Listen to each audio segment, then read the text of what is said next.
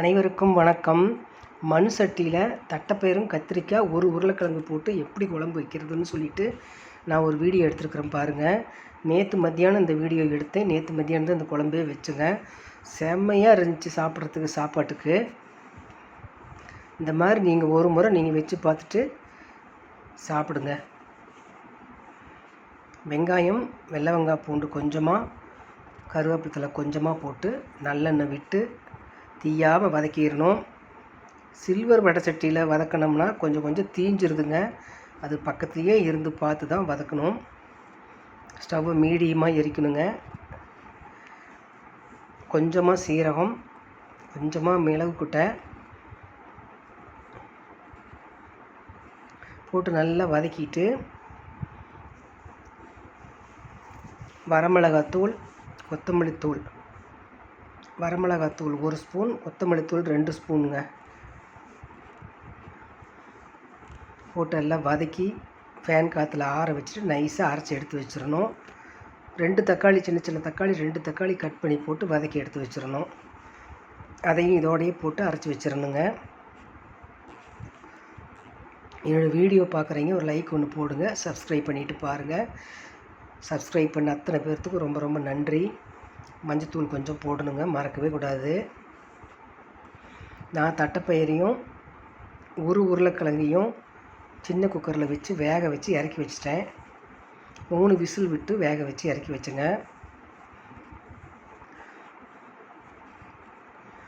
மண் சட்டியில் குழம்பு வச்சா அவ்வளோ அருமையாக இருக்குங்க.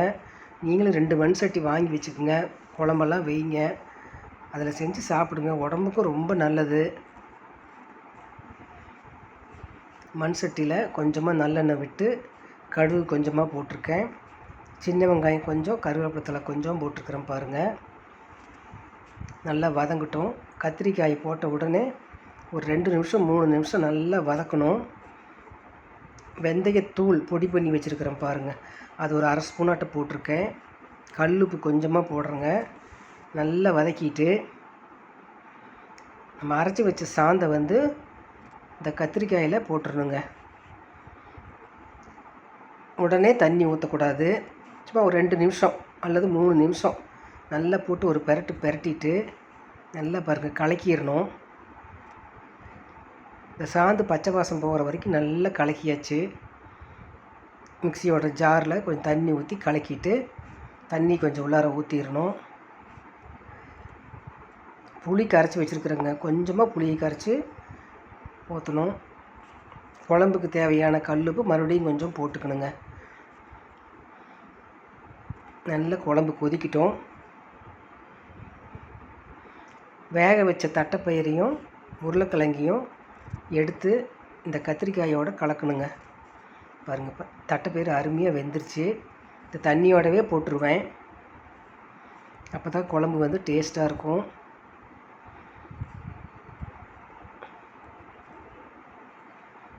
நல்ல குழம்பு கொதிக்கிட்டோம். சாதத்துக்கு அருமையாக இருக்கும் போட்டு சாப்பிட்டு பார்த்தா. நாங்கள் நேற்று மத்தியானம் வச்சோம், சாப்பாட்டுக்கு போட்டு பிணைஞ்சி சாப்பிட்டேங்க. அருமையாக இருந்துச்சு. இந்த குழம்பு 1 கப்பு குழம்பு எங்கள் சொந்தக்கார் வீட்டுக்கு கொடுத்து அனுப்பிட்டேன். அவங்களும் சாப்பிட்டு பார்த்துட்டு சூப்பராக இருந்துச்சுன்னு சொன்னாங்க.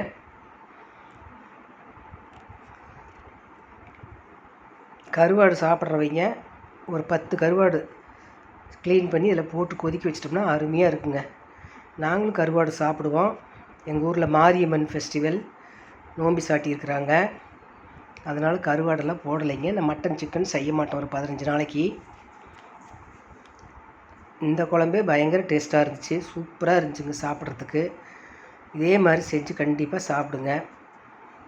15 நாளைக்கு ஒரு தடவை இந்த மாதிரி குழம்பு வச்சு பசங்களுக்கெல்லாம் சாப்பிட வச்சு பழக்கி விடுங்க.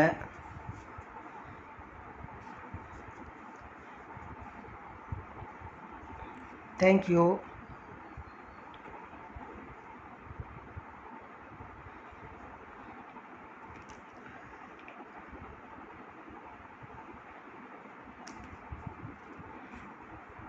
நேற்று மத்தியானம் குழம்பு வச்சதுங்க.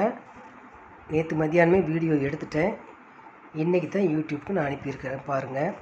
வேலையெல்லாம் முடிச்சுட்டு பொறுமையாக இந்த குழம்பு வைக்கிறத பாருங்கள்.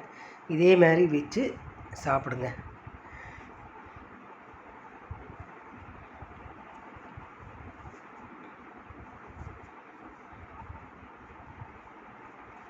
தேங்க்யூ.